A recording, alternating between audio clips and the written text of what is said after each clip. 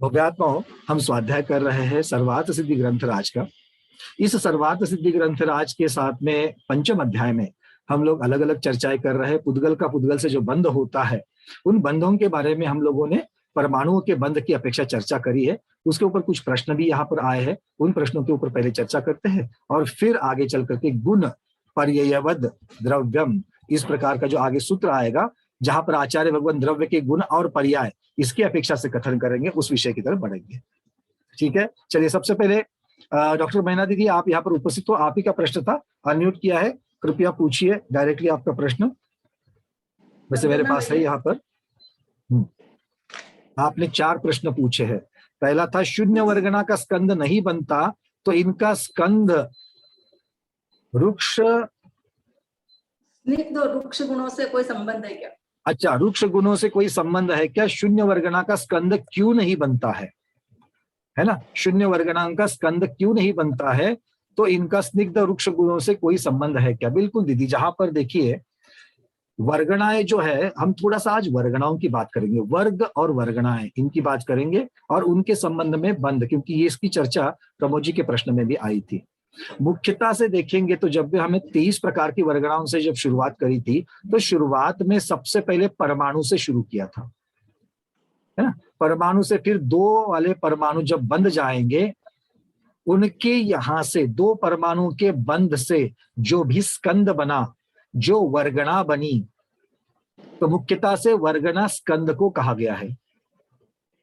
यहां पर 23 प्रकार की वर्गणाओं में वर्गणा शब्द स्कंद को बताया। स्कंद किसका किसका? तो सबसे शुरुआत हो गई 2 परमाणुओं के स्कंद से। वो संख्यात अणुवर्गणा का सबसे जघन्य अवतार था, है ना? तो 2 अणु से शुरुआत हो गई, तो वहां पर बंद हो गया। तो जब हम वर्गणाओं की बात करते हैं तो वर्गणा और कुछ नहीं है, स्कंद है। ये पहली बात।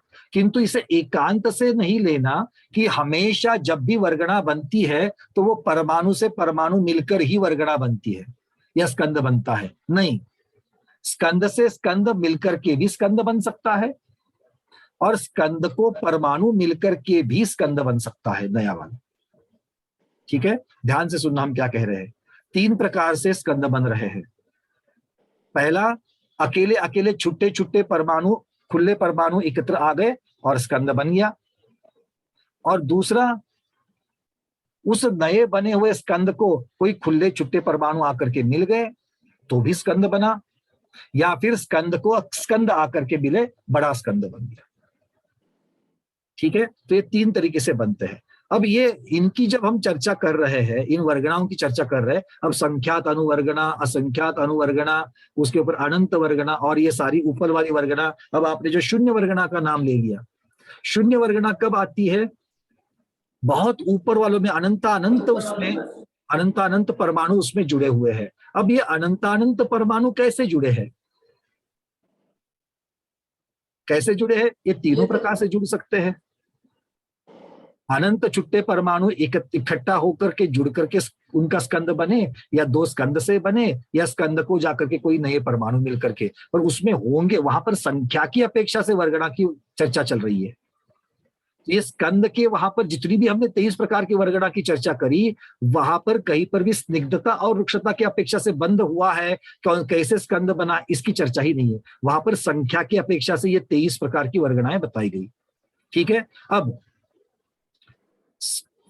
बता क्या रहे हैं कि ऐसी शून्य वर्गणा है, वो शून्य वर्गणाओं का स्कंद नहीं बनता, तीनों कालों में नहीं बनता। अर्थ क्या हो गया?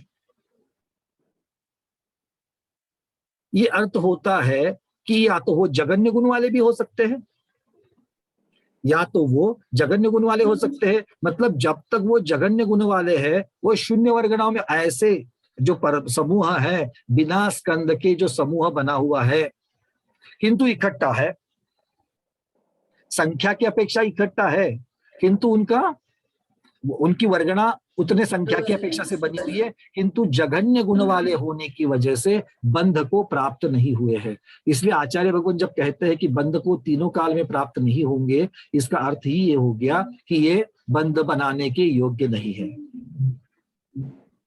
ठीक है, तो इस तरीके से इसको हम समझ सकते हैं। अब दूसरी बात महत्वपूर्ण यहाँ पर है कि जब भी हम स्निग्ध गुण और रुक्ष गुण की बात करके जितना भी प्रकरण हमने कल 2 दिन में जितनी भी चर्चा चली गई, उसमें हमेशा ये परमाणुओं के बंध की चर्चा चलती है, स्कंद के बंध की चर्चा नहीं है। हमने सर्वार्थ सिद्धि भी खंगाल डाला पूरा, और जाकर के गोमट सार जी की अपेक्षा सम्यक तो मार्गणा में भी हमने इसको ढूंढा, वहां पर भी इन प्रकरण को अविभागी परमाणु से बनने वाला बंध ऐसे चर्चा है। मतलब आचार्य भगवान वहां पर शब्द ये लगा रहे हैं कि अविभागी परमाणुओं का बंध, मतलब अकेले छुट्टे खुले जो परमाणु सिंगल सिंगल होते हैं उनके बंध की जब बात आती है, किसके साथ? ऐसा ही दूसरा खुला छुट्टा अकेला अविभागी परमाणु, इनके बंध की जब बात आती है तब वहां पर स्निग्ध रुक्ष ये सारा जो सिद्धांत लगाया गया है वो सिद्धांत वहां पर लगता है। ठीक है, अब आप कहेंगे हमेशा तो ये पॉसिबल नहीं है, क्योंकि अभी तो हमने 3 प्रकार से स्कंद बनते हैं वो देखा, तो अलग अलग खुले खुले परमाणु इकट्ठा होकर के अगर कोई स्कंद बन रहा है वो तो फिर स्निग्ध और रुक्ष की अपेक्षा से बन जाएगा, वो तो बात क्लियर हो गई। पर जहां स्कंद से स्कंद, प्रबोध जी ने यही प्रश्न पूछा, अगर आप कहते हो कि ये सारा परमाणु से परमाणु के बंध के समय अगर ये सारा सिद्धांत लगाना है, तो क्या स्कंद से स्कंद जब बनता है उसके लिए कोई सिद्धांत है क्या? हमें ऐसा कोई सिद्धांत कहीं पर भी देखने के लिए नहीं मिला, इसलिए पूज्य गुरुओं के चरणों में इस प्रश्न को भेजा जाएगा और खुलासा उसको पूछेंगे कि क्या और कोई किसी ग्रंथ में इसके बारे में आया है। किसके बारे में? स्कंद से स्कंद जब बनता है तब क्या स्निग्ध और रुक्ष की बातें वहां पर आती है कि नहीं आती है? अभी जो हमारे सामने प्रकरण सर्वार्थ सिद्धि और गोमट सार जीवकान की सम्यक मार्गणा से अपेक्षा से है, वहां पर परमाणु से परमाणु के बंध की ही बात में ये आ गया है। क्लियर है? अर्थ इसका यही निकलता है, सार इसका ये सब चीजों का यही निकलता है, जब अकेले अकेले परमाणुओं का बंध होता है दूसरे परमाणुओं के साथ में, तब हमको ये स्निग्ध और रुक्ष वाली बातें वहां पर लगानी है। जो पहले से स्कंद बन चुका है, जो पहले से स्कंद बन चुका है, वो कभी ना कभी तो स्कंद पर्याय में जब आया, कहां से आया? परमाणुओं के मिलकर के कभी ना कभी तो आया, तभी वो अपर गुण वालों ने नीचे गुण वाले जो है, ज्यादा गुण वालों ने कम गुण वालों को परिणमाकर सबको एक ही गुण में लेकर के आए हैं। मतलब वहां पर स्निग्ध वाले और रुक्ष वाले जो भी उनके अगर हम स्निग्धता और रुक्षता की अपेक्षा से बात करेंगे, अब मेरे पास में मान लो एक 500 वर्गणा 500 परमाणुओं का स्कंद मेरे पास है। ये 500 जब अकेले अकेले से जब 500 बने, उनमें से मान लो 300 रुक्ष थे, ठीक है, और 200 स्निग्ध थे, और उनका जब बंद हुआ तो 2-2 का परिणाम स्कंद से रुक्ष स्कंद स्निग्ध से स्निग्ध होते जो भी सिद्धांत है उनकी अपेक्षा से वो बना। किंतु जहां जहां पर 2-2 का डिफरेंस था, वहां पर ज्यादा गुण वालों ने कम गुण वालों को अपने गुण सदृश बना लिया। तो अर्थ क्या होता है? स्कंद बन जाने के बाद में सभी एक गुण वाले हैं। मतलब वो जो स्कंद है, अब मान लो सब में अगर 4 गुण थे, अब 4 गुण स्निग्ध वाले या 4 गुण रुक्ष वाले बन जाएंगे। तो एक स्कंद में 4 गुण स्निग्ध और 4 गुण रुक्ष वाले हो सकते हैं, क्योंकि आचार्य कहते हैं कि बंध बनने के बाद, स्कंद होने के बाद में ज्यादा गुण वाला कम गुण वालों को परिणमा करके अपने गुण के लेवल में लेकर के आता है, किंतु स्निग्ध को रुक्ष या रुक्ष को स्निग्ध नहीं बनाता। तो वो स्कंद बनते वक्त जो रुक्ष थे मूल में वो रुक्ष ही रहेंगे, जो स्कंद स्निग्ध थे वो स्निग्ध ही रहेंगे, बस सबके गुण समान हो जाएंगे। अब ये स्निग्ध जो है, अब ये जो स्कंद है, ये स्कंद अगर मान लो 4 गुण ज्यादा वाले थे, मतलब 4 और 2 वालों का अगर मिलन हुआ है तो सबका 4 गुण वाले है। अगर स्निग्ध है तो स्निग्ध भी 4 गुण वाला है, रुक्ष है तो रुक्ष भी 4 गुण वाला है, तो अर्थ हो गया स्कंद 4 गुण वाला है। ठीक है, इस अपेक्षा से अब ऐसे स्कंद का दूसरे स्कंद के साथ में जब बंद होता है, तब क्या वहां पर गुणों की चर्चा होती है? तब क्या वहां पर स्निग्ध और रुक्षता की अपेक्षा से बंद होता है? इसका वर्णन हमें नहीं मिला, क्लियर इंडिकेशन नहीं मिला, इसलिए पूज्य गुरुओं के वहां पर रखा है। अभी हमने इस प्रकरण को ऐसे इस नोट पर आपके सामने छोड़ रहे हैं, सर्वार्थ सिद्धि का वर्णन और गोमट सार जीवकान की अपेक्षा के वर्णन, कि जब भी अविभागी परमाणुओं के बंध की बात आती है, किसी स्कंद की नहीं, फिर से दोहराता हूं, सिर्फ और सिर्फ अविभागी पुद्गल परमाणु के बंध की बात आती है, तब ये स्निग्ध, रुक्ष, गुण, समान, दो का डिफरेंस, एक का डिफरेंस, रूपी, अरूपी, समधारा, विषम धारा, ये सारा जो चर्चा चली है वो अविभागी पुद्गल परमाणु की अपेक्षा से वर्णन है। ठीक है, एक बात बोलना चाहती हूँ कि जो हाँ। स्कंद है, एक तो स्कंद इतना है, अब महास्कंद कह रहे हैं वो इतना बड़ा है, तो वो भी तो जुड़ा ही हुआ होगा ना। तो महास्कंद की अपेक्षा से आप जुड़ा ही होगा ना, उसको अलग से बताने की बिल्कुल जरूरत नहीं है। बिल्कुल बिल्कुल बिल्कुल बिल्कुल बिल्कुल महास्कंद की अपेक्षा हो या बाकी की अपेक्षा से हो, इसके बारे तो में वो तो आगे चल अंडरस्टूड ही करके हुआ ना। देखो, आहार वर्गना स्वयं आहार वर्गना करके निर्मित नहीं हो रही है। संख्या की अपेक्षा से उसमें जितने परमाणु आने चाहिए अनादि से उतने नहीं है, किंतु नीचे वाली वर्गना जो है उनके अलग अलग टुकड़े मिलकर के भी उतने परमाणु हो सकते हैं। नीचे वाले संगठन बना करके, अलग अलग टुकड़े संगठन बना करके उतनी क्वांटिटी में आ सकते हैं जिनसे आहार वर्गना बन जाए, या ऊपर वाली टूट करके उस रेंज में आकर के वो आहार वर्गना बन सकती है, बिल्कुल बन सकती है। किंतु ये जब नीचे वालों का स्कंद जुड़ेगा ही ना, वो तो स्कंद से स्कंद जुड़ेगा, किंतु वहां पर स्निग्ध रुक्ष लगाना है कि नहीं लगाना है, इस बात के ऊपर हमने प्रकाश डाला। पर वो तो पुद्गल की प्रॉपर्टी है, पुद्गल की प्रॉपर्टी है, बट सब जगह पर ये नियम लगाना है कि नहीं लगाना है, स्निग्धता और रुक्षता वाला गुण देख करके बंद होता है कि नहीं बंद होता है, इस बात की चर्चा है। क्लियर हो रहा है प्रकरण? मतलब स्कंद से स्कंद जब जुड़ता है और नया बड़ा स्कंद बनता है, तो वो बंद होने की पात्रता के लिए स्निग्धता और रुक्षता वाले गुण सिद्धांत लगाना कि नहीं लगाना, इसके बारे में यहाँ पर चर्चा नहीं है और इसके बारे में प्रकरण उपलब्ध नहीं हो रहा है।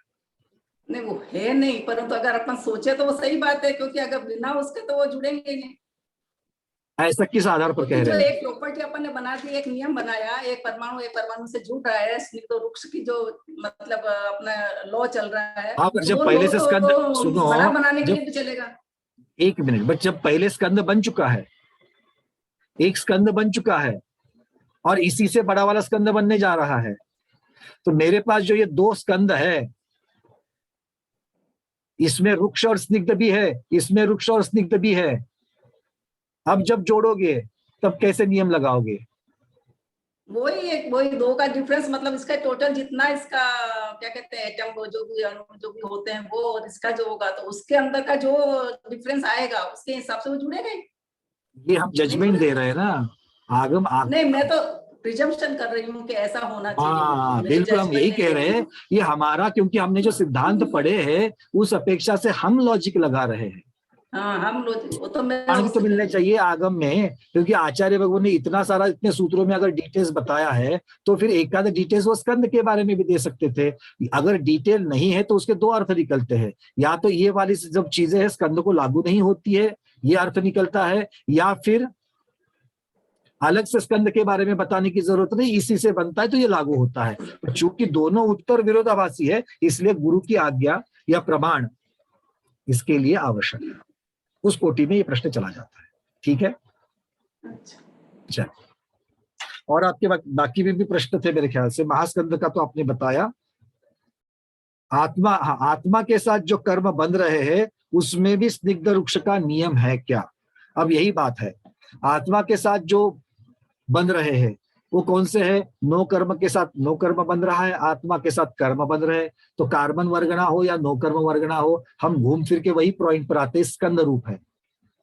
तो स्कंद, क्योंकि वहां पर एक परमाणु नहीं चिपक रहा है, वहां पर क्या चिपक रहा है? कार्बन वर्गना चिपक रही है एक प्रदेश को, आत्म प्रदेश को, और कार्बन वर्गना कहते ही अनंत परमाणु आ गए उसमें।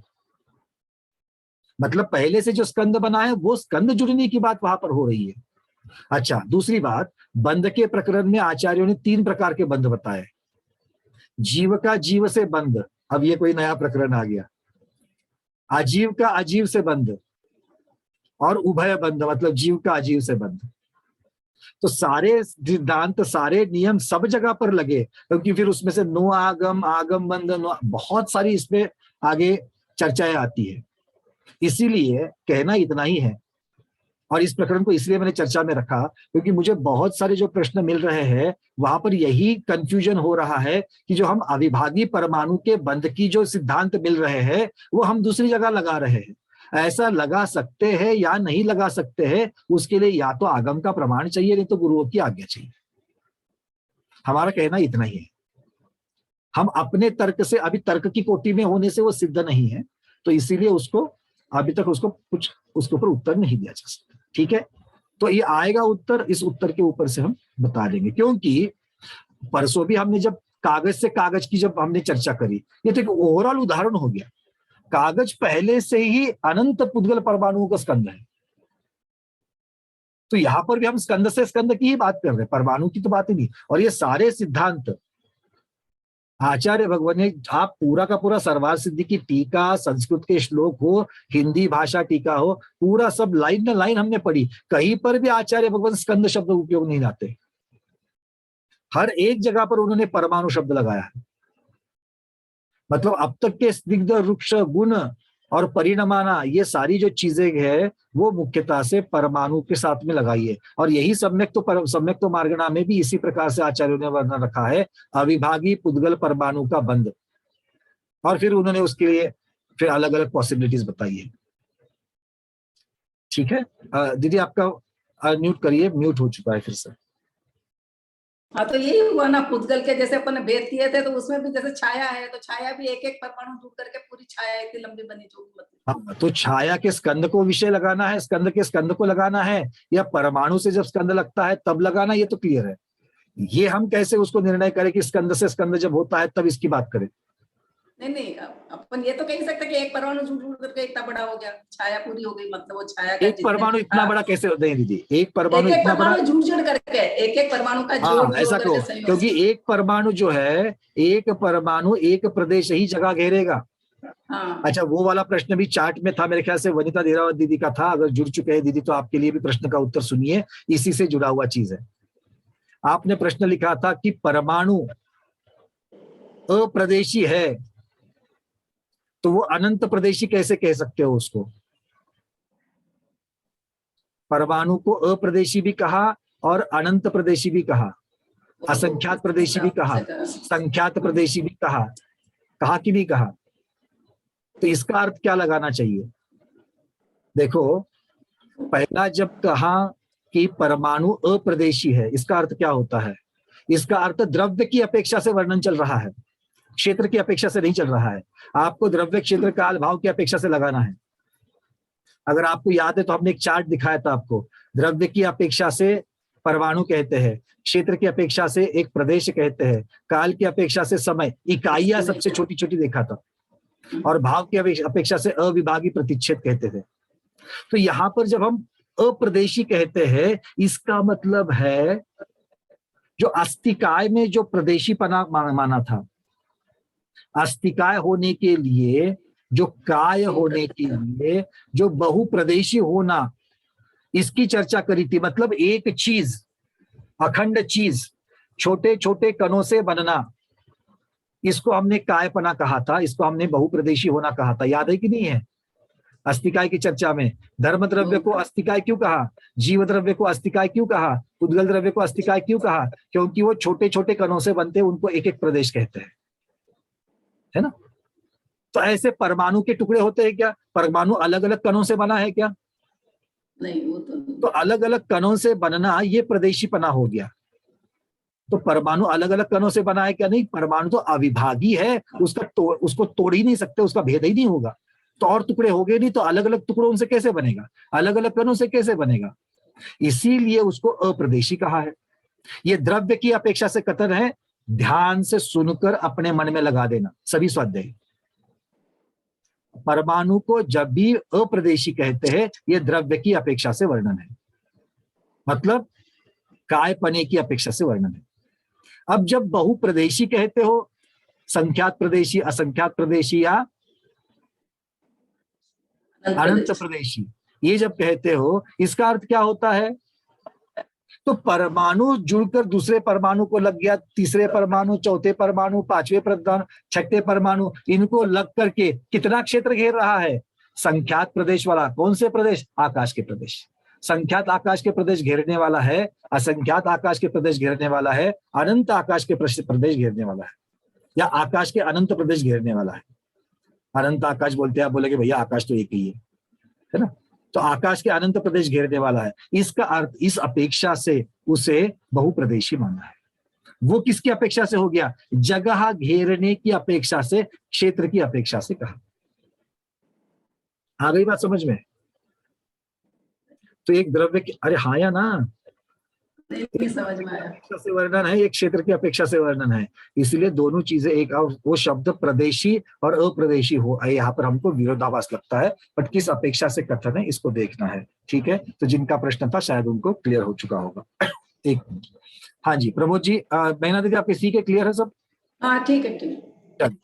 प्रमोद जी के पास चले गए। प्रमोद जी आपका प्रश्न पूछे, मेरे ख्याल से आपके भी कुछ प्रश्नों की चर्चा यहाँ पर आ गई थी, अभी हो गई है काफी कुछ, पर मुझे अब इसका मतलब क्वेश्चन ये रह गया कि ये तय होना है कि स्कंद का भी कोई गुण होता है कि नहीं होता है, रुक्षता ये सिद्धांत, हाँ ये सिद्धांत स्कंद से स्कंद जब बनते हैं और जुड़ते हैं या उनका संघात होता है, तब ये नियम लगाना कि नहीं लगाना है, ये बात के ऊपर मतलब दूसरी उत्तर बात देना। ये भी आ गई इसमें कि आपने कहा कि एक स्कंद में रुक्षता भी होता है, स्निग्ध के भी परमाणु रहते हैं दोनों, तो ये तय करना पड़ेगा कि ये तो अभी के सिद्धांत से ही सिद्ध हो गया, है ना? क्योंकि ये है, हाँ, तो अल्टीमेटली उसका क्या फिर गुण, मतलब उसका रुक्षता, उसके जुड़ने के लिए भी कौन सा सिद्धांत कैसे लगेगा, क्योंकि दोनों गुण है उसके अंदर।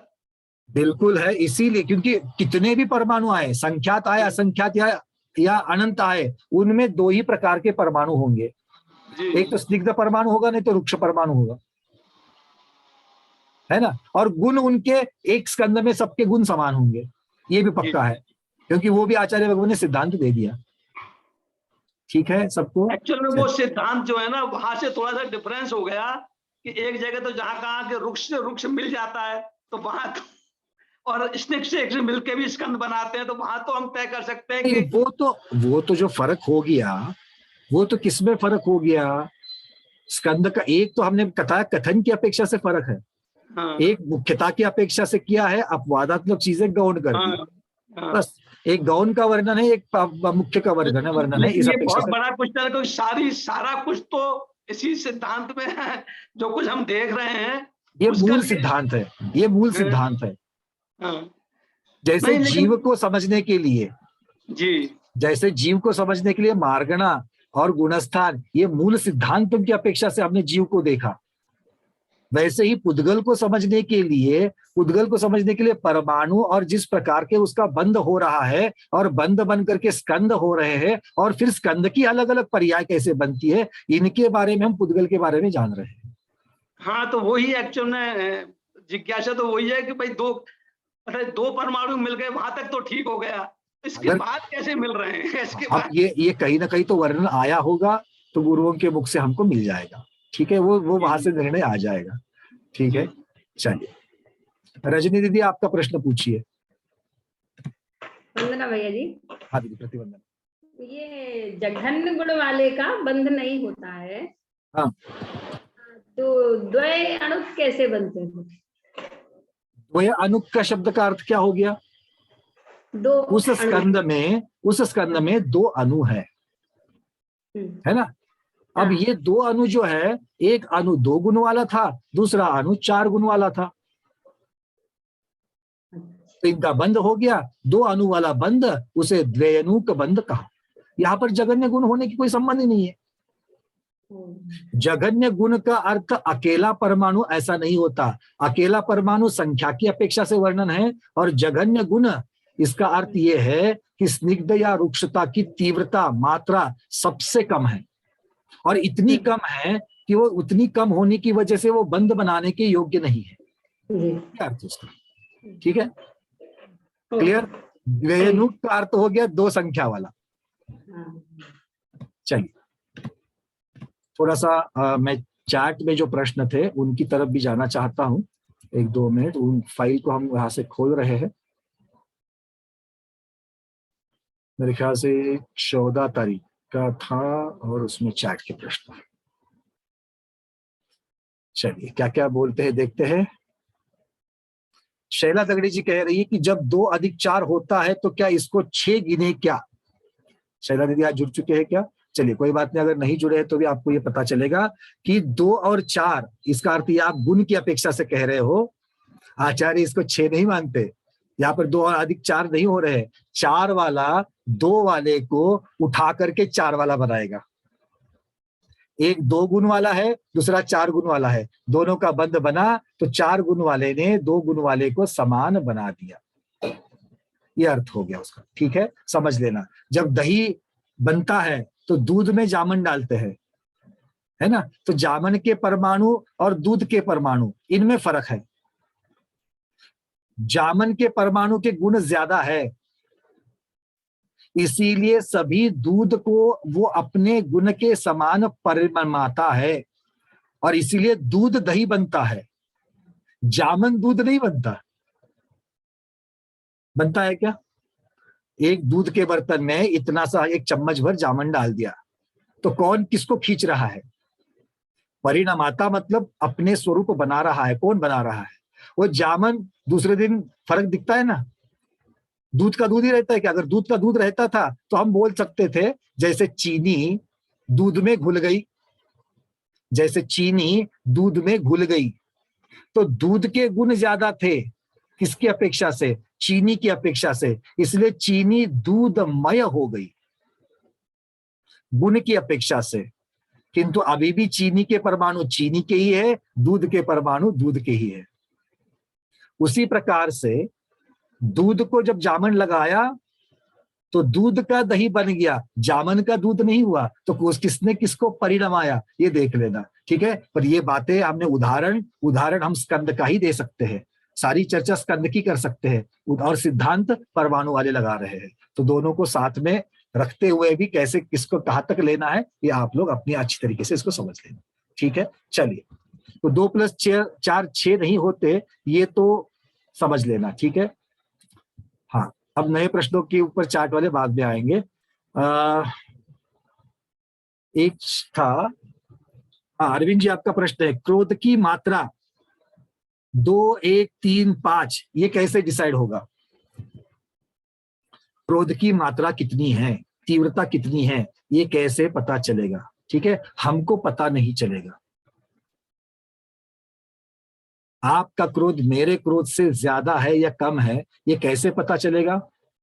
तो उस तीव्रता की अपेक्षा से आपकी लेश्या क्या बनी? कषाय से क्या बनेगा? लेश्या, क्योंकि कषाय और उसके साथ में क्रिया ये दोनों जुड़ जाएंगे तो उससे कर्म बंध होगा, लेश्या के अनुसार कर्म बंध होगा। तो लेश्या का शेड कौन सा होगा? हम दोनों भी क्रोधित होने के बाद मान लो नील लेश्या वाले हैं, हमारे परिणाम क्रोध के इतने, अभी तो कृष्ण के लेवल में नहीं गए, नील लेश्या में गए, बट नील लेश्या में भी मोटा मोटी में जघन्य मध्यम उत्तम 3 भाग आएंगे, और अगर सूक्ष्मता से देखो तो असंख्यात शेड आएगी, है ना। क्योंकि अगर एक गुण से भी अगर आपका कम वाला क्रोध है तो आप हमसे कम क्रोधी हो। और इसका प्रकरण हमने कब देखा था? भाव परिवर्तन में देखा था, याद है कि सबको? एक कषाय को ले लेंगे तो उसके परिणाम कितने हैं, एक परिणाम की क्रिया कैसी है, क्रियाओं के ये सारी चीजों को हमने देखा था। तो इस प्रकार से ये क्रोध की तीव्रता कितनी और कम है या ज्यादा है, ठीक है ना। अब इसको आप गुणस्थान की अपेक्षा से नहीं कह सकते, क्योंकि गुणस्थान कैसे बदल रहा है? विरह काल की अपेक्षा से बन रहा है, तीव्रता की अपेक्षा से नहीं बन रहा है। क्योंकि तीव्र कहो तो मुनि महाराज का क्रोध भी तीव्र है, और तीव्र कहो तो एक सिंपल मिथ्या सम्यक दृष्टि जो चौथे गुणस्थान वाला है उसका भी तीव्र है। फर्क क्या होगा? मुनिराज का तीव्र जो क्रोध है वो अंतर्मुहूर्त के अंदर ठंडा हो जाएगा, और सिर्फ ठंडा नहीं, मन से निकाल देंगे। और सम्यक दृष्टि 6 महीने तक पाल सकता है, 6 महीने के ऊपर लेके नहीं जाएगा, उसका गुस्सा ठंडा होने के लिए 6 महीना लगेंगे। दोनों के भाव तीव्र ही थे, किंतु ठंडा होने के लिए और अकाउंट क्लियर करने के लिए कितना समय लगाया वो। और यही अगर मिथ्या दृष्टि का क्रोध है तो वो तो पता नहीं कितने काल तक लेके जाए, कितने भाव तक लेके जाए। मैं सम्यक दृष्टि और मिथ्या दृष्टि की बात कर रहा हूँ, जैन और अजैन की बात नहीं कर रहा हूं मैं। बैठे बैठे कोई भी सम्यक दृष्टि मिथ्या दृष्टि हो सकता है, फिर जैन वाला हो या अजैन वाला हो। हाँ, इसलिए बैठे बैठे अपने जैनत्व को मैं जैन हूं, मैं मिथ्यात्व में नहीं जाता, ऐसा मत बोलना। वो तो हमारी सोच है यहाँ के अंदर, जो हमें बहुत बार दगा दे देती है ना। क्यों दगा देती है? हमारे संस्कार वो दगा देते हैं। इसीलिए अच्छे संस्कार के साथ में रहेंगे तो वैसे दिमाग में प्रश्न ही नहीं आएंगे, वैसे विचार ही नहीं आएंगे। चलिए, बहुत बढ़िया, आगे चलते हैं। वनिता जी का और एक प्रश्न था, क्या एक परमाणु अनंत गुण वाला हो सकता है? बिल्कुल, आचार्य ने कहा है। गुण वाला मतलब गुण की मात्रा बढ़ते बढ़ते बढ़ते बढ़ते, 1 शक्त्यांश, 2 शक्त्यांश, 3 शक्त्यांश, बढ़ते बढ़ते बढ़ते अनंत शक्त्यांश वाला भी हो सकता है, बिल्कुल हो सकता है। 8 गुण, सुरेश जी का प्रश्न था, 8 गुण वाले स्निग्ध के साथ 2 गुण वाले वृक्ष का बंध होगा क्या? 8 गुण वाले स्निग्ध का 2 गुण वाले वृक्ष के साथ बंध होगा क्या? सर्वार सिद्धि की अपेक्षा से नहीं, धवला जी की अपेक्षा से हाँ। ठीक है, दोनों अपेक्षा से उदाहरण सुरेश जी आपको हमने उत्तर दे दिए। चलिए, क्यों? क्योंकि सर्वार सिद्धि में मुख्यता से 2 का ही डिफरेंस माना है और धवला जी में डिफरेंस नहीं माना है। ठीक है, चलिए, यहाँ के ऑलमोस्ट सारे प्रश्न जो है वो बन गए। मंजू दीदी का एक प्रश्न था यहाँ पर, ईंटों की दीवार बनते वक्त सीमेंट की स्निग्धता बंद। हाँ, सीमेंट उसके अंदर जो होता है वो बिल्कुल सीमेंट में पहले से रेती, पानी और सीमेंट, वो जो कंक्रीट जो बन रहा है बीच में डालने के लिए, वो तो बिल्कुल भी, और बाद में तो अभी तो जब वो एक साथ है, गीला है, तब भी स्कंद पर्याय में है, और जब सूख जाएगा तो भी स्कंद पर्याय में ही रहेगा। ठीक है, बिल्कुल स्कंद पर्याय में होगा, और अलग अलग प्रकार के परमाणु उसमें सब आ रहे हैं। अब आ तो रहे हैं, सबसे महत्वपूर्ण बात आगे आती है, जो चिंतन करोगे तो और रोचक लगती है। जब आचार्य कहते हैं कि स्निग्ध स्निग्ध ही रहेगा और रुक्ष रुक्ष ही रहेगा, ये महत्वपूर्ण है। अब जल भी उसमें था, सीमेंट भी उसमें था, और रेती भी उसमें थी। सूख जाने के बाद में जल के जो परमाणु थे, अब जल के परमाणु जल की अपेक्षा जो हम सोचते हैं, लिक्विड की अपेक्षा से सोचते हैं, ऐसा नहीं सोचना है। वहां पर स्निग्धता और रुक्षता की अपेक्षा से सोचना है, क्योंकि जल तो उसमें से उड़ गया। अब उड़ गया मतलब क्या है? पर्याय बदल गई उसकी, और पर्याय बदल करके क्या हो गया? वो बॉन्डिंग बन गई, क्योंकि कोई द्रव्य नाश तो नहीं पाएगा। कितना सुंदर उदाहरण है, देखो। अब बात बात बात निकली है तो चिंतन में आ रहा है। जब गीला कंक्रीट होता है, जब सूख जाता है, अरविंद जी अब बताओ, वो पानी कहाँ चला जाता है? जब दो, अनम्यूट कर रहा हूं आपको मैं, बोलिए। 2 ईंटों के बीच में जो कंक्रीट डाला है वो गीला था, सूख गया, पानी कहाँ चला गया? सर जी, आपका माइक नहीं जुड़ रहा, आज भी आपकी आवाज हम तक नहीं पहुंच रही है। आपका माइक का कुछ करिएगा, ठीक है? तो हम ये समझ सकते हैं। और कोई बोलना चाहेगा इसके ऊपर कि वो पानी कहाँ चला गया? राजेश जी, आपको क्या लग रहा है, क्या आ रहा है दिमाग में? अनम्यूट कर रहे हैं। ऐसे ही लास्ट मोमेंट को एब्रप्टली आए हुए चिंतन, अनम्यूट करिए। हाँ, क्या लगता है? हमने पूछा।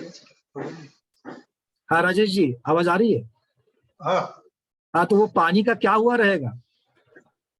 तो पानी कंक्रीट के रूप में कन्वर्ट हो गया, उसमें हो गया, वो ज्यादा, मतलब उसकी पर्याय जरूर बदल गया। लिक्विड रूप ना होने से हमने तो बोला कि पानी सूख गया, है ना? किंतु वो नाश तो नहीं होगा। तो पानी के परमाणु की पर्याय बदल करके अब वो उद्गल के रूप में ही हो सकता है कि वो सीमेंट या रेती या जो भी वहां पर कंक्रीट रूप सूखा, वहां पर जो चीज है वो जो बन चुका है ड्राई मोटर, उसके रूप में वो कन्वर्ट हो चुका है, उसी का एक भाग बन गया है। तो देखो, हम जब कहते हैं व्यवहार की अपेक्षा तो जल सूख गया, किंतु आगम की अपेक्षा से कहाँ चला गया? उसका नाश तो नहीं हुआ, बस पर्याय बदल गई है उसकी, है ना? कितनी दृष्टि में कितना फर्क है। तो ये ऐसे सुंदर उदाहरण आते हैं। चलिए आगे बढ़ते हैं। लीला दीदी, आपका प्रश्न, फिर बंगवाल जी का प्रश्न, जल्दी जल्दी पूछिए। दीदी अनम्यूट करिए जल्दी से। नहीं, पानी पानी हाँ पर्याय बदल से कंक्रीट में ही नहीं रहेगा ना, पानी बाष्प रूप होके वातावरण में चला जाएगा, नाश नहीं होगा।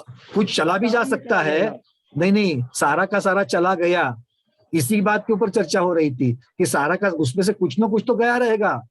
जो सरफेस पे आकर के धूप में आकर के सूख करके बाष्प रूप होकर चला गया, वो बात तो ठीक है, किंतु उसने जो सीमेंट की और रेती की जो पर्याय बदली, जो पहले उनके बंध घट्ट नहीं थे, अब उनको जो घट्ट बनाया है, उसके भी अपेक्षा से उस बंध में भी तो उसका सहभाग है। उस बंध में सहभाग रहना जरूरी नहीं है ना, क्योंकि बंध बनने तक जो मीडियम चाहिए था उसको, बंध बनने तक जो मीडियम चाहिए था उसको, वो पानी मिल गया। पानी में वो एकत्र आके बाद में रेत और सीमेंट ये सूख कर एक साथ ये हो गए। और हाँ, तो आप ये 100% सूख गए, उसमें से कोई भी कन्वर्ट होकर के, मतलब हमको वहां पर गुणधर्म देखने पड़ेंगे कि उसमें से कितने कन्वर्ट हुए, कन्वर्ट हो सकते हैं क्या, बंद बन सकता है क्या वो सीमेंट के रूप में या नया जो कंक्रीट बना हुआ है उसके रूप में वहां पर अभी भी विद्यमान है क्या? क्योंकि ना सीमेंट अपने ओरिजिनल रूप में विद्यमान है, ना ही रेती अपने ओरिजिनल रूप में विद्यमान है, ना ही वहां पर पानी अपने ओरिजिनल रूप में विद्यमान है। तो नया स्कंद बन गया। बस चर्चा यही है कि नया स्कंद जब बन रहा है तो किस प्रकार से उनकी पर्याय बदलती है और किस प्रकार से बंद होता है, ये यहाँ पर महत्वपूर्ण चर्चा चली है। इसको अभी और भी डिटेल्स में लेकर के जा सकते हैं, किंतु ये अभी हमारा विषय नहीं है। ठीक है, चलिए। हाँ लीला दीदी, प्रश्न पूछिए।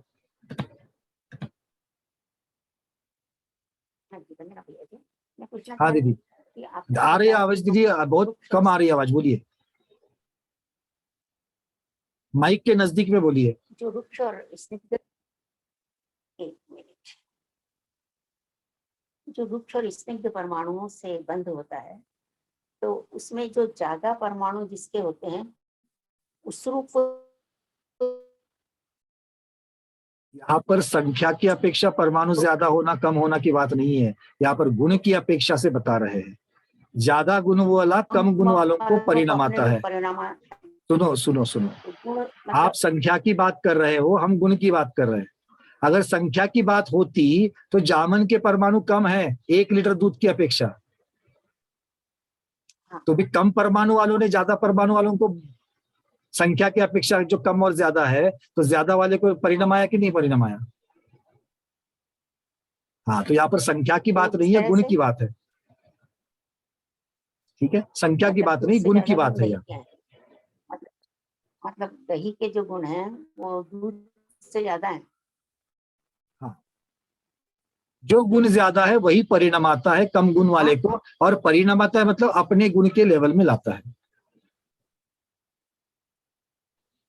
ठीक है, अपने रूप बना लेता है। अपने रूप बना, अपने रूप का अर्थ समझ लेना। फिर से मैं बहुत आपके शब्दों को सूक्ष्मता में मैं बता रहा हूं। अपने रूप का अर्थ ये नहीं होता कि स्निग्ध को वृक्ष बनाए या वृक्ष को स्निग्ध बनाए, गुण की अपेक्षा समान करता है। जैसे गुड़ के ऊपर लगी हुई मिट्टी, गीले गुड़ के ऊपर लगाई हुई मिट्टी, भले मिट्टी मीठी हो गई किंतु मिट्टी मिट्टी ही है और गुड़ गुड़ ही है, ये समझ लेना। ठीक है, अगर ये क्लियर है तो हम लोग गलत श्रद्धा में नहीं फंसेंगे, जो सही श्रद्धा है उसको ही ले लेंगे। ठीक है दीदी, चलिए आगे बढ़ते हैं। मेरे ख्याल से यहाँ तक के प्रश्नों की चर्चा हो चुकी है। चार्ट में अगर नए प्रश्न आते हैं तो देख लेते हैं।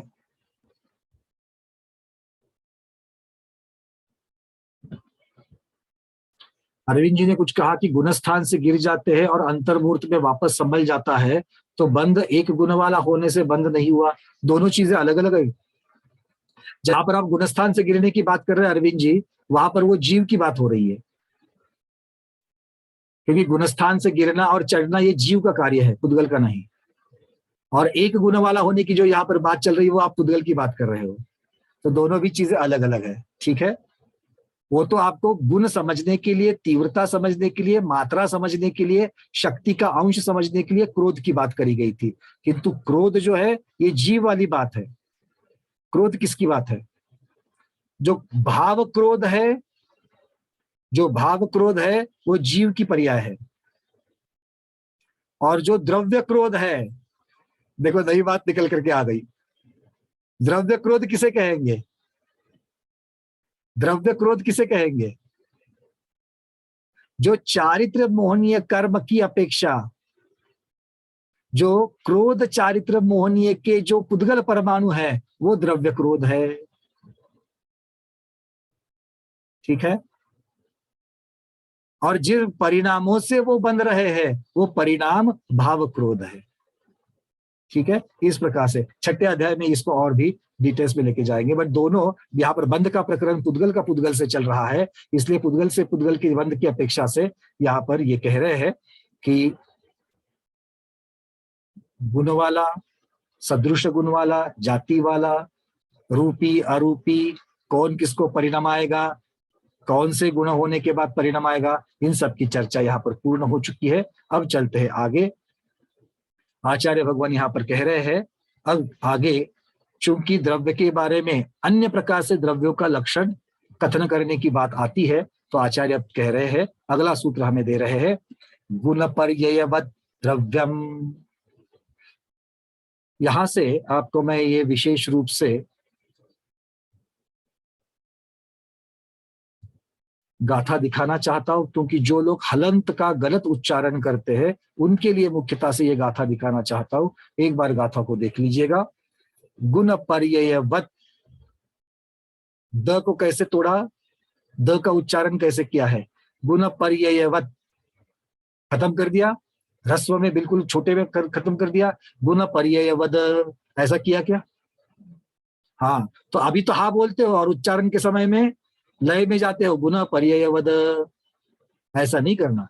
गुण पर्ययवद द्रव्यम, ये म का जो वहां पर निकाला है, हलंत दिखाया है, ये एज गुड एज कैसे है, व्यय के ऊपर अनुस्वार दिए जैसा है, द्रव्यम, उसको रस्व में रखना। ठीक है। तो इस प्रकार से ये है गुण पर्ययवत् द्रव्यम। आचार्य कह रहे हैं गुण और पर्याय वाला द्रव्य है।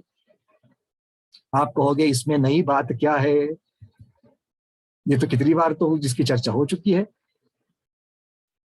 अब यहां पर क्या है, द्रव्य के पास गुण और पर्याय होते हैं, इसकी चर्चा तो हो चुकी, किंतु गुण किसे कहते हैं और पर्याय किसे कहते हैं, गुण किसे कहते हैं और पर्याय किसे कहते हैं, इसकी चर्चा इस सूत्र के माध्यम से आचार्य भगवान कह रहे हैं। ठीक है। अब क्या कहते हैं देखो, प्रश्न पूछा गुण किन्हें कहते हैं और पर्याय किसे कहते हैं। आचार्य भगवान कह रहे हैं गुण अन्वयी होते हैं। अन्वय का अर्थ क्या होता है, पहले से संबंध, एक का दूसरे से संबंध होना, इसे अन्वय कहा जाता है।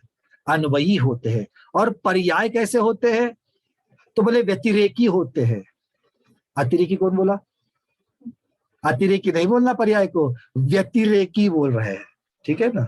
हाँ, व्यतिरेकी। अब व्यतिरेक का मतलब क्या होता है, विपरीत। विपरीत का अलग क्या होता है, अलग अलग।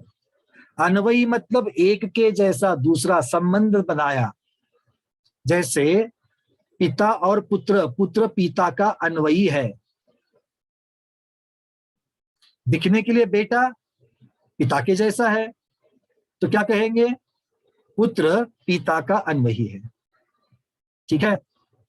और किसी अनजान व्यक्ति के साथ में अगर लगाना है तो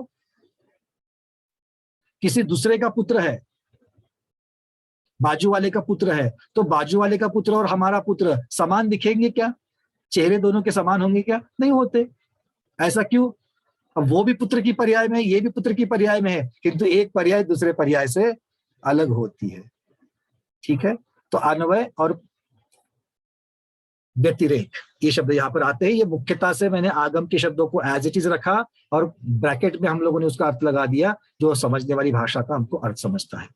इन दोनों से युक्त द्रव्य होता है। आचार्य कहते हैं कि द्रव्य में भेद करने वाले धर्म को गुण कहते हैं।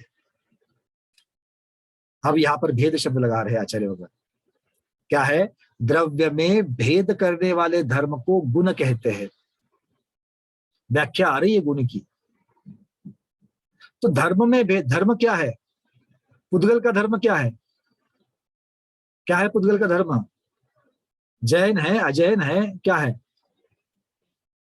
पुद्गल का धर्म, क्या है, रूप रस गंध वर्ण वाला होना, ये पुद्गल का धर्म है।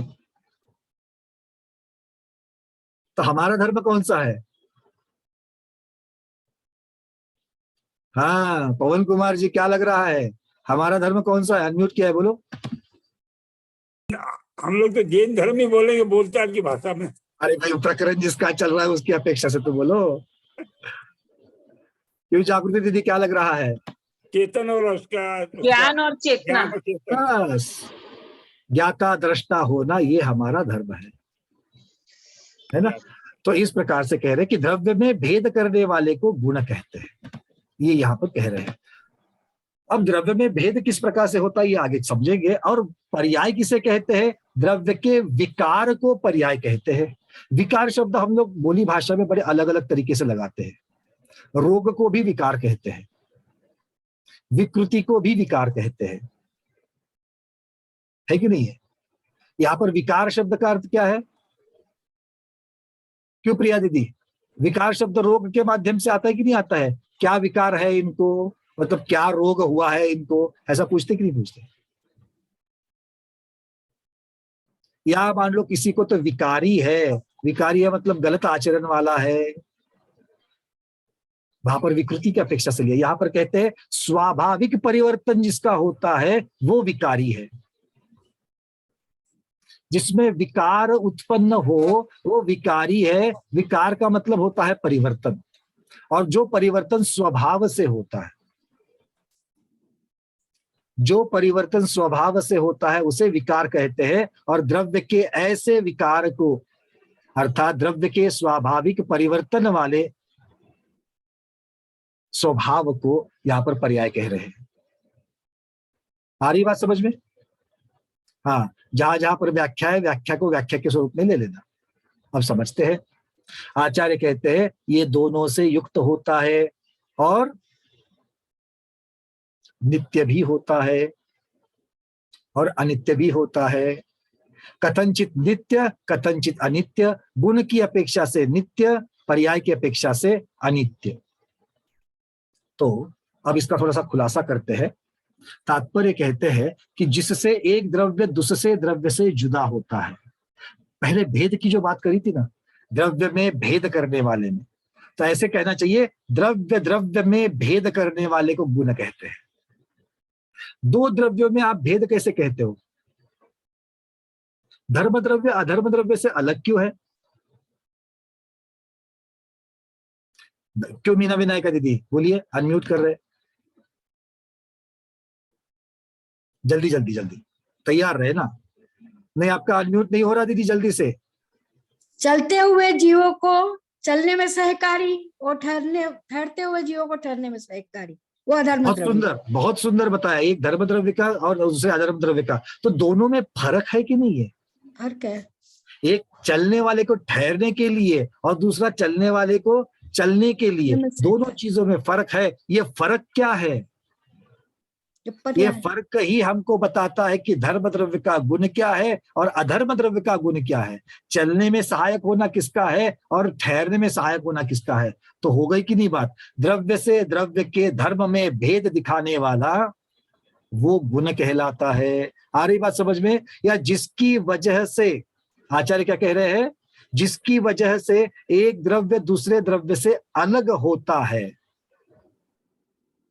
वो द्रव्य का गुण कहलाते हैं। ठीक है, यहाँ पर विशेष गुण की अपेक्षा से ये कथन है, क्योंकि सामान्य गुण सभी द्रव्यों में हो सकते हैं, इसीलिए तो आगे गुण की बात चलेगी। ये मोटा मोटी उत्कृष्टता से, प्रधानता से विशेष गुण का वर्णन चल रहा है।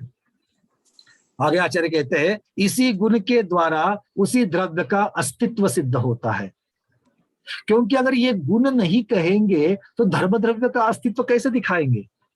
याद है ना अपनी सारी चर्चा करके हमने धर्म द्रव्य को जब श्रद्धा में लाया कि हाँ ये धर्म द्रव्य होता है, कैसे लाया? सारे उदाहरण गति में सहायक होने वाले देखे, तब जाकर के तो श्रद्धान हुआ। मतलब सिद्धता किससे हुई? इस गुण की अपेक्षा से ही द्रव्य के अस्तित्व जो है वो सिद्ध होता है। भले द्रव्य का अस्तित्व हमें इंद्रियों से ग्रहण ना होवे तो भी उनके गुणों से, उनके गुणों के कार्य से उस द्रव्य का अस्तित्व जो है वो सिद्ध होता है। यदि भेदक गुण ना हो तो द्रव्यों में मिश्रण हो जाएगा। आचार्य आगे कह रहे हैं ये भेद नहीं हो गए, सभी द्रव्यों में सभी गुण समान हो जाएंगे तो पुद्गल और जीव में कोई फर्क रहेगा क्या?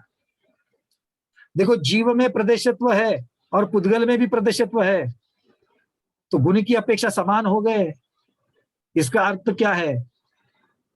जीव और पुद्गल समान है, मिश्रण हो जाएगा। साधारण।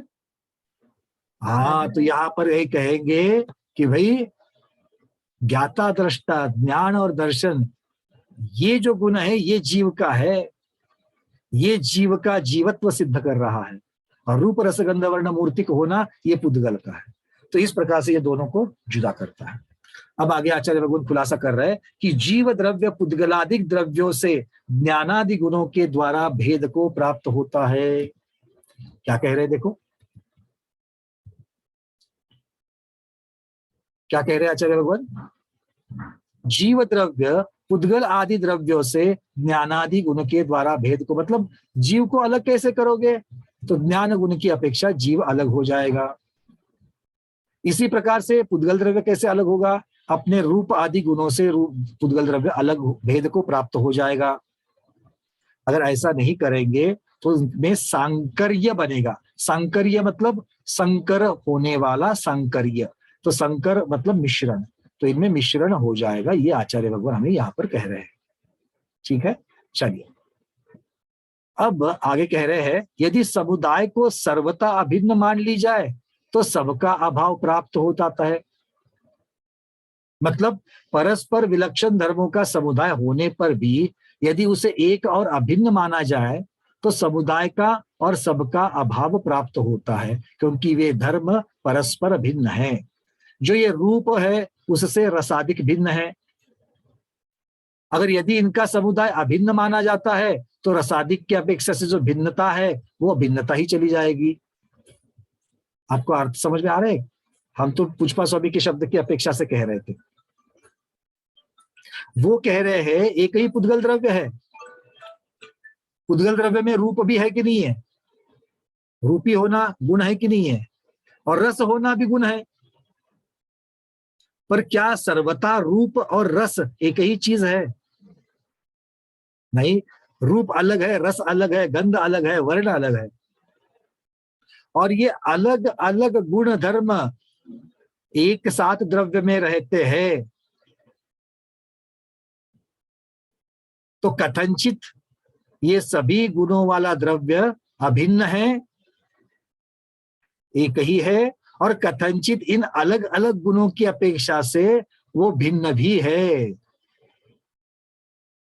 मतलब सभी गुणों को एक साथ रखो तो वो अभिन्नता बन जाएगी, और अलग अलग गुणों की अपेक्षा से चर्चा करो तो भिन्नता बनेगी। पुद्गल की पुद्गलता ये अभिन्नता का, अभेदपना का, निश्चयपने का लक्षण है।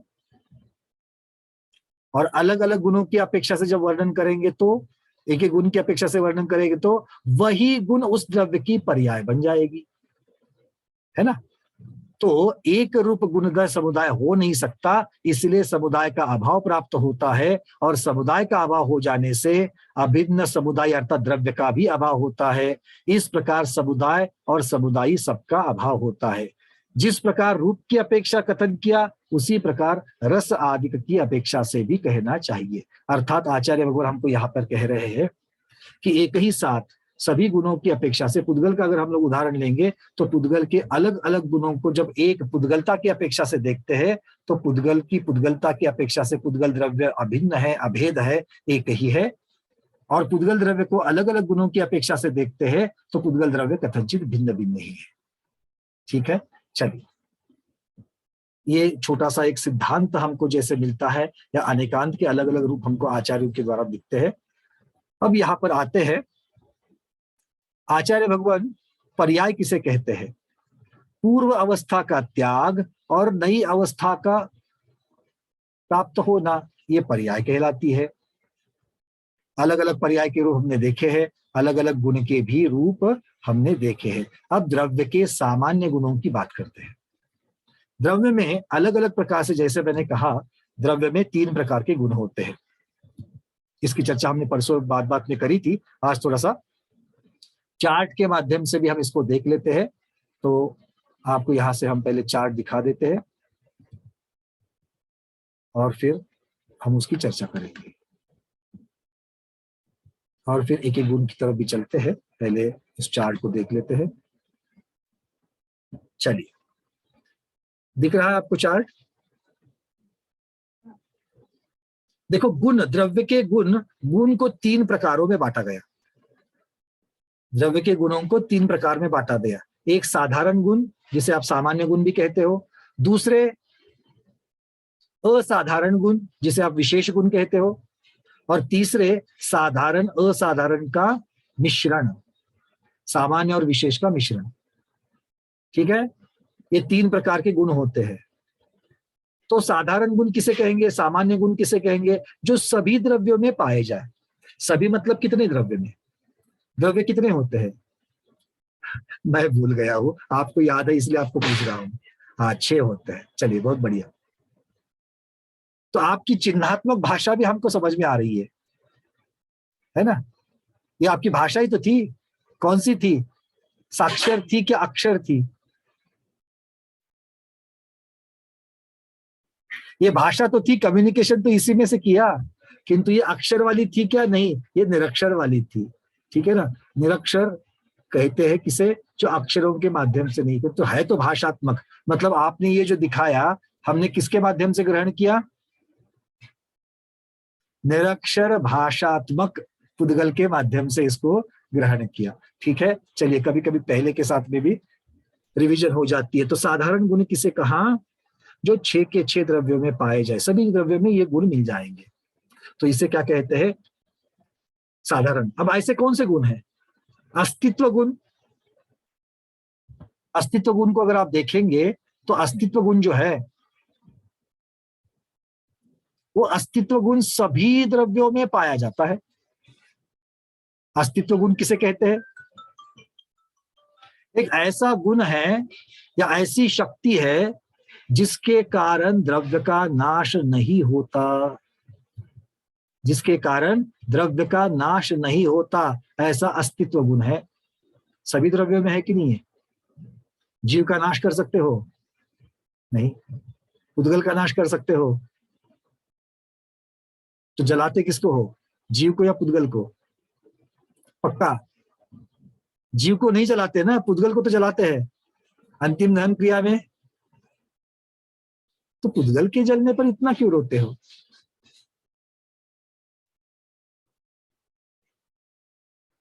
जलता कौन है, पुद्गल या जीव? पुद्गल ही जलता है। उस पुद्गल से भी नाता लगाया था, उस रूप से भी नाता लगाया था, इसीलिए तो रोते हैं। चलिए, तो ये ऐसा अस्तित्व गुण है।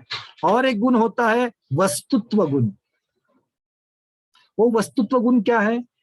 वस्तुत्व गुण उसे कहा है जिस गुण की अपेक्षा से ऐसी शक्ति जो द्रव्य को अपना अपना कार्य करने का योग्य बनाती है, जीव द्रव्य को ज्ञान ग्रहण करने की कौन सी शक्ति है?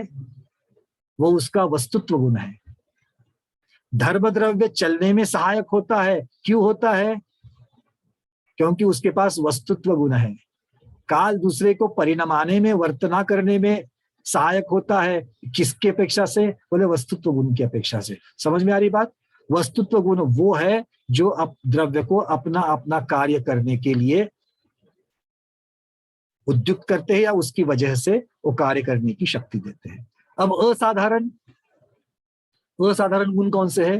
तो असाधारण गुण कहते हैं ऐसे जो किसी एक ही द्रव्य में पाया जाए। किसी एक ही द्रव्य में पाया जाए, जैसे ज्ञान गुण जीव के सिवा किसी में मिलेगा क्या? नहीं। रस गुण पुद्गल के बिना किसी में मिलेगा क्या? नहीं। अवगाहन हेतुत्व गुण आकाश के सिवा किसी में मिलेगा क्या? नहीं। तो ये कहलाते हैं विशेष गुण या असाधारण गुण। अब कॉम्बिनेशन वाले साधारण असाधारण वाले गुण, उसकी व्याख्या आचार्य भगवान कहते हैं जो ऐसे गुण जो सभी में तो नहीं होते, सभी द्रव्यों में तो नहीं होते, किंतु एक से ज्यादा द्रव्य में होते हैं। एक से ज्यादा में होने की वजह से वो विशेष भी नहीं है और सभी में नहीं होने की वजह से वो साधारण भी नहीं है। इसलिए बीच वाले साधारण असाधारण उनको कहा जाता है। ठीक है, चलिए ऐसे कौन से गुण है? अमूर्तत्व गुण। अमूर्तत्व गुण सभी द्रव्य में होता है क्या? नहीं, पुद्गल में मूर्तत्व, अमूर्तत्व नहीं मूर्तत्व है, मतलब पुद्गल में नहीं होता, तो 5 द्रव्य में पाया जाता है। इसका मतलब है साधारण तो नहीं है। अमूर्तत्व किसी अकेले में पाया जाता है क्या? नहीं, मतलब वो विशेष भी नहीं है, तो क्या है वो साधारण असाधारण है। ठीक है, ऐसे ही अचेतनत्व, अचेतनत्व अजीवपना, वो भी 5 द्रव्य में पाया जाता है, जीव में नहीं होता। तो इस प्रकार से अचेतनत्व और अमूर्तत्व ये साधारण असाधारण कैटेगरी के गुण हैं। समझ में आ गई बात?